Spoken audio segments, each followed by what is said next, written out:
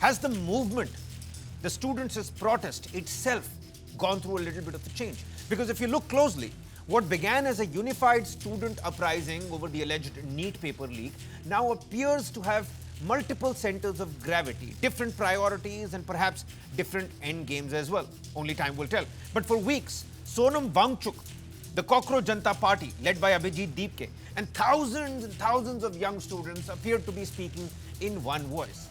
But are they still? And that's the big question. Now you've got Sonam Wangchuk, you've got Abhijit Deepke, and then you've got the multitude of the Gen Z, the actual power of this storm. But is this where the story begins to get a little bit more interesting? Hear me out. Because Sonam Wangchuk's position, at least in tone and tenor of that letter that was given to the union government yesterday, appears to have evolved. From the hospital, Wangchuk released a letter saying he wants to end his fast and return back to his students. His primary condition is now an assurance that there will be no retaliatory action against peaceful student protesters. His language on some of the movement's earlier demands also appears a little bit softer. Where the protest had earlier insisted on Dharmendra Pradhan's resignation, Wangchuk referred to Parliament discussing accountability, including consideration of resignation.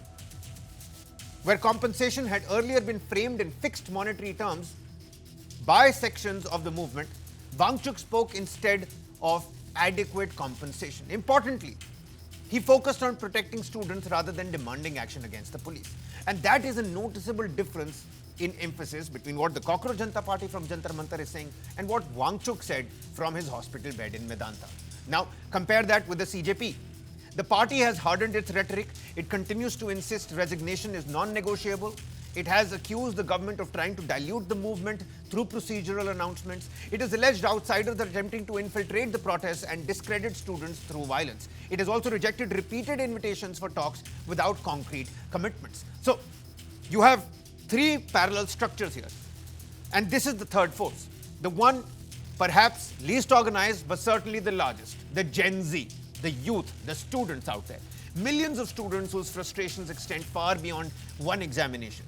From repeated paper leak allegations to digital evaluation controversies to rising education costs to growing unemployment education and specifically unemployment amongst graduates, the anger is clearly broader than just one NEET leak examination, which raises the central question.